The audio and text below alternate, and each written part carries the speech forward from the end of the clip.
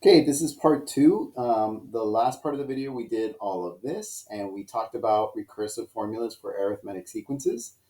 Today, we're going to be doing the second part. We're actually going to go a little bit faster just because if you understood the first video, this video should be kind of like an extension of what we did before. So let's just remind you that previously we did show you that the explicit form allows us to get all the values right away. All we have to do is plug in n.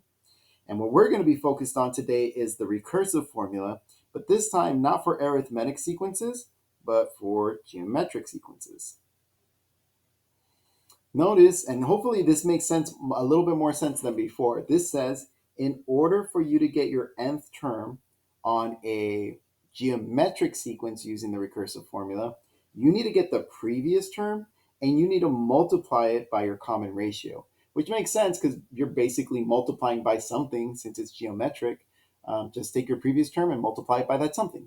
And that's it. Okay, so we're going to move kind of quickly. It says write the first four terms of the following recursive formulas. So I want the first four terms, just like last time. I need to start somewhere. So I'm going to start with my first term. Did they tell me the first term? They sure did. They told me it was 6, so that one was easy. To get my second term, they said to get your second term, you need to get the previous term, which in this case is 6, and then you're going to multiply it by 2. So I'm going to take that 6, I'm going to multiply it by 2, I get 12. What did I just find out? I found out that my second term was 12. So far, my sequence is looking like 6 and then 12. All right, let's take a look at the third term. In order to get the third term, the formula says take the previous term was 12, and then multiply it by 2. So I'm going to take my 12, multiply it by 2, and the answer I get is 24. We just found out that the third term is 24. I don't need to write that. You should know that. So I'm going to go ahead and write that the third term is 24. And then the last one, to get my fourth term, I need to get my previous term, which is 24, multiply it by 2, that gives me 48. I just found out that my fourth term is 48. And that's it. That's all they asked me to do. So I am done with that part of the problem. Let's go ahead and go a little bit quicker.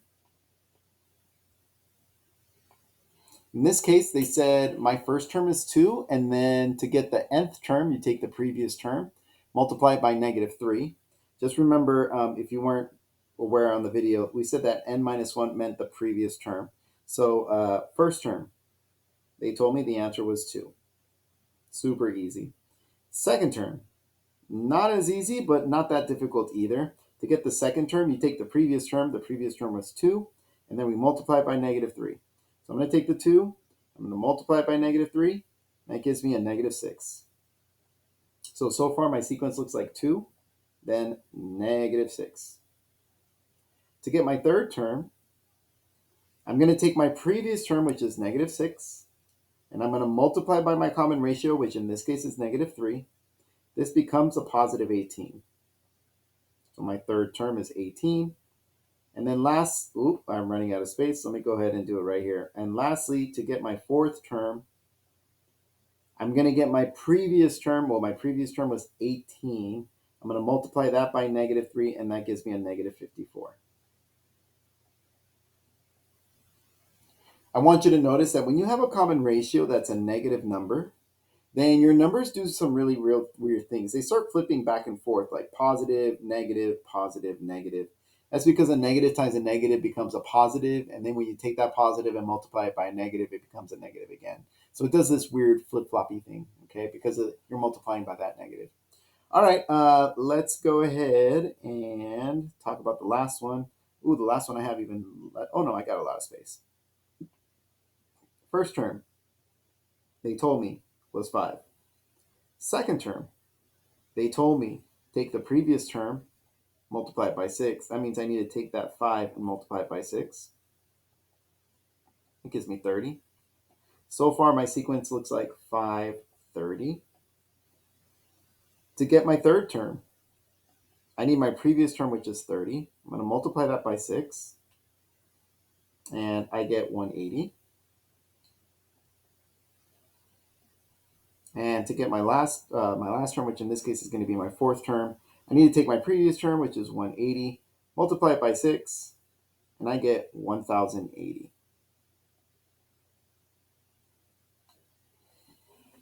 I did not know that off the top of my head. I've already done these problems, so I remember that answer because I struggled with it. Okay, moving on.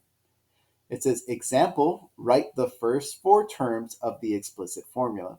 Then write a recursive formula for the sequence. So I don't know if you remember, but we struggled a little bit when we changed it because this is no longer a recursive formula. I know it's not recursive because I don't see anything with an n minus one there, right? Like it's not talking about my previous term, all right? But you can still do this. It's not difficult at all. You just need to know what to do. In this case, I want to find my first term. Hey, when we did this, you see that one? That one is where the n is at. So that means I'm going to replace my n with the number 1. That means that first term is going to be 3 to the first, which is just 3. I just found out that my first term is 3. To get my second term, in this case, my n is 2. Anywhere I see an n, I'm going to replace it with the number 2. So this I get to write it as 3 to the second power. Remember that 3 to the second power means 3 times 3, which means the answer is 9. I just found out that my second term is 9. To get my third term, I'm going to replace the n with the number 3.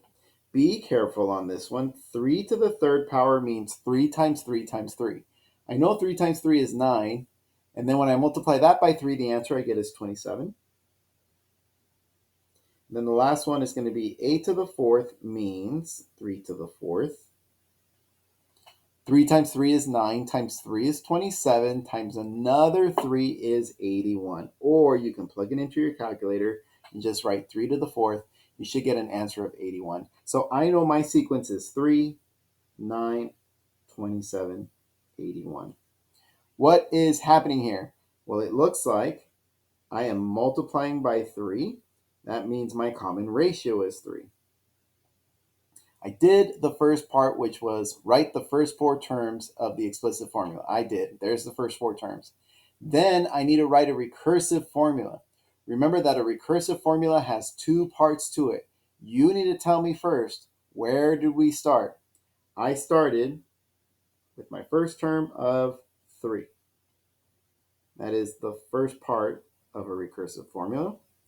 Second part of a recursive formula is you need to tell me what did I do to the previous term? So to get the nth term, you need to take the previous term. And what did I do each time? Well, in this case, every single time I multiplied by 3.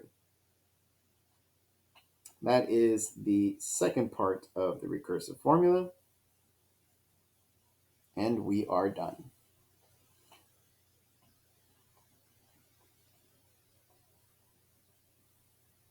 Moving on to the next one. Again, they didn't tell me what my first term was, which means I got some work to do, and that's okay. I'm just going to plug it in. That's going to become 6 times 2 to the first. Remember that you should be doing order of operations, which means I need to do 2 to the first. That's 2. And then this is 2 times 6. That gives me a 12. I just found out that my first term was 12. Let's do the second term. I'm going to plug in my 2 in for n. This is going to become 6 times parentheses 2 to the second power. Order of operations says I should go 2 squared, which is 4, and I'm going to take that 4 and multiply it by 6. That gives me a 24. For my third term, that's going to be 6 parentheses 2 to the third. We're going to do order of operations. 2 to the third is 8, and then 8 times 6 is 48. And then finally, I'm going to go 8 of the a sub 4, or my fourth term. That's going to be 6 parentheses 2 to the fourth power. When I do 2 to the fourth power, that is 16 because it's 2 times 2 times 2 times 2. And then 16 times 6, I believe, is 96.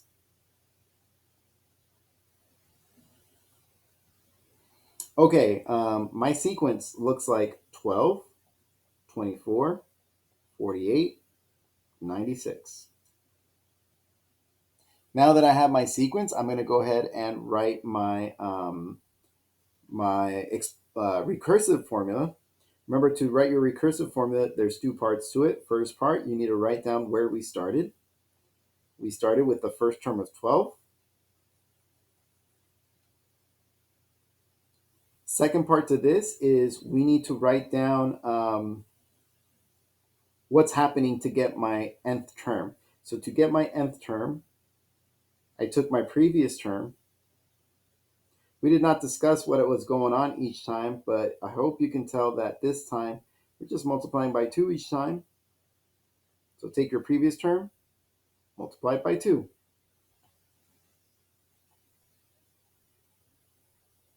And that finishes out this problem. Okay, we are down to our last one. I was going to say we're going to go a little bit faster, but that's not the case because we don't like fractions in this class. I'm starting to notice, but that's okay. We're going to go ahead and chunk our way through this. A sub 1 equals 256 times 1/2 to the first power. 1/2 to the first power is 1/2. So when you take 1/2 of 256, that's literally just dividing 256 by 2, which gives you 128. For those of you guys who did not like this, I'm going to do it off to the side just so you can see it. 256 times 1/2. You can't multiply this stuff, so you're going to go ahead and put this over 1. Now you can multiply it, and on the top you get a 256. On the bottom you get a 2. So that's just saying 256 divided by 2, which is 128. Okay, I'm going to show you one more time, and then after that, I'm not going to show you anymore. You should be able to figure it out from there. To get my second term, we're going to take 256. I'm going to raise it.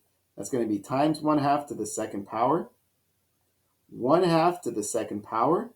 That means 1/2 times 1/2, which is 1/4. So this becomes 256 times 1/4. Remember, you're just going to put that over 1. So that really means 256 divided by 4. And 256 divided by 4, that is 64. All right, moving a little bit quicker, a sub 3 is equal to 256 times 1/2 to the third power. 1/2 to the third power, that's 1/2 times 1/2 times 1/2, which is 1/8. This is going to be 256 times 1/8. Remember, we put that over 1. That's just 256 divided by 8. And 256 divided by 8 becomes 32. And the last one, a sub 4 is equal to 256 times 1/2 to the fourth power. 1/2 to the fourth power is 16. I'm sorry, 1/2 to the fourth power is 1 over 16. And then that just means you're taking 256 and dividing it by 16. What you end up with is a positive 16. So I know my sequence is 128, 64, 32, and 16. As far as my recursive formula, I need two parts. The first part is to tell me what the first term is. My first term is 128. The second part is to tell me what's happening each time. Well, it looks like it's dividing by 2 each time, and there's two ways you can do this. You can either tell me that it's dividing by 2 each time, and that's going to work. The other way you can tell me is, oh, you're multiplying by 1 over 2, okay? Both ways are going to work. I'm going to do the multiplying by 1 over 2 just to get you guys in the habit of doing so. To get my nth term, I just take my previous term, and I multiply it by 1 over 2. Again, you could have said divided by 2, and that would have been just as fine. But this way looks more fancy. All right, we're almost done. We just got to go, 3 more problems, and we're going to be good to go. It says some sequences are not arithmetic or geometric, but can still be written using a recursive formula. So on these ones, we are going to jam, okay? I want to get the first, second, third, fourth term, and then I want a recursive formula, all right? So here we go. First term.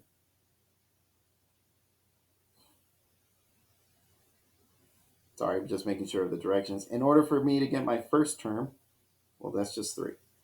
To get my second term, I need to get 4 and multiply it by my previous term. What was my previous term? My previous term was 3 minus 10. 4 times 3 is 12. 12 minus 10 is 2. To get my third term, I'm going to take 4. That's what it says right here. And then you're going to multiply it by your previous term. My previous term was 2. And then I'm going to subtract 10. 4 times 2 is 8. 8 minus 10 is negative 2. And then to get my fourth term, I'm going to take 4. I'm going to multiply it by my previous term, which is negative 2. And then I'm going to subtract 10. 4 times negative 2 is negative 8. Negative 8 minus 10 is negative 18. So right now my sequence is 3, 2, negative 2, and negative 18. Okay, next part. Remember that in order for me to write the recursive, wait, nope, that's it. I just want to write the first 4 terms, and that's right, this is already the recursive. I don't know what I was doing there, guys. My first 4 terms are right here. 3, 2, negative 2, and negative 18. Is this arithmetic? No, because I subtracted 1, then I subtracted 4. So it's not arithmetic. Is this geometric? No, because to go from 3 to 2, what would you do? You'd multiply it by 2/3, and then this does not multiply by 2/3. So when you were taking your common ratio, it doesn't work out, okay? All right, so it's not, in this case, we would be neither arithmetic or geometric because I'm doing 2 things, right? All right, on the next one, well, that's a lot easier than I thought it was going to be. I'm just going to go ahead and substitute. I know my first term is just 1. For my second term, they told me, take 2. Okay, I'm going to go ahead and take 2. Then in parentheses, I'm going to take my previous term. Well, my previous term was 1. And then I'm going to square that. Ooh, order of operations is important. I better do this first. 1 squared is just 1. And I'm going to take that 1, multiply it by 2. The answer is just 2. So I just found out my first term is 1. The second term is 2. The third term, it says we're going to take 2. Okay. Multiply it by my previous term. Well, my previous term was 2. And then I'm going to square it. Order of operations is important. This is 2 squared. That's going to give me 4. And then 4 times 2, that gives me 8. And then last one, to get my fourth term, it says take 2, multiply it by your previous term. Well, my previous term was 8. And then square it. Man, oh man, did this get big fast. 8 squared means 8 times 8. That's 64. And then 64 times 2 is 128. So my sequence is 1, 2, 8, and 128. All right, last one. The Fibonacci sequence is a sequence where a sub 1 equals 0, a sub 2 equals 1, and a sub n equals a sub n minus 1, and a sub plus a sub n minus 2. What the heck? I want to write the first 8 terms of the sequence. Whoa. Okay, they said this recursive sequence says, in order for you to get your nth term, you need to get your previous term and add it to the one before that one. This is like the previous term because it's n minus 2. So if you think of a number line, like here's your nth term, then this would be the n minus 1 term because we went back a step. And then this one would be the n minus 2 term because we went back 2 steps. So we're going to take these last 2 numbers, we're going to add them together. That's what that's saying. We need to take the last two numbers that we got, add them together. Okay, so I know that sounds really complicated. It kind of is, but once you get it, like I think we're going to be all right. I want the first 8 terms. Oh my goodness. Let's see. The first term. Did they tell me the first term? They did. It's just 0. Okay. That one was easy. The second term. Did they tell me the second term? They did. It's 1. That one was easy. Dun, dun, dun. The third term. Did they tell me the third term? They did not. Okay. So I'm going to write it the long way at first, and then I think you guys are going to get the hint, and you guys are going to be okay. All right. To get my third term, they said I need to get the previous term. So if this is my third term, then the previous term must be my second term. And then I need to add to that the term before that. So what was the term before the second term? Well, that was my first term. What is that really telling you? That means to get my third term, I need to get my second term and add my first term. So I need to get the 2 terms before it and add them together. This is going to be 1 plus 0, which is just 1. What did I just find out? I just found out that my third term is 1. Now I know for some of you guys, you're like, oh, okay, I got this. And for some of you guys are going, what the what just happened? So let's go on to the next one. Fourth term. In order for me to get my fourth term, the formula says I need to get the previous term. Well, that's my third term. And I need to add the one before that. So which one was the one before my third term? Well, that was my second term. All right. So in order for me to get my fourth term, I need the third term. The third term we said was 1. And I also need to add my second term, which is 1. The answer is going to be 2. You know what I just found out? I just found out that my fourth term is 2. Okay, so let me just recap. In order for me to get my third term, I needed to add the 2 previous terms. In order for me to get my fourth term, I needed to add the 2 previous terms. So on the next one, in order for me to get my fifth term, whoops, did not mean to be in that color. In order for me to get my fifth term, I need to get the 2 last terms and add those together. Or my last 2 terms, well, the last term was 2, and then the term before that was 1. 2 plus 1, I get 3. Hopefully, once you pick up the pattern, you go, oh, that's not that bad. So far, guys, I'm on term number 5. Remember, I need to get to term number 8. All right, so let's see. In order for me to get my 6th term, I need to get my previous term, which was 3. I need to add the term before that, which was 2.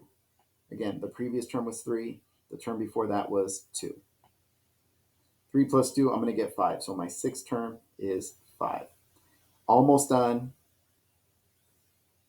In order for me to get my 7th term, I need to get my previous term, which was 5.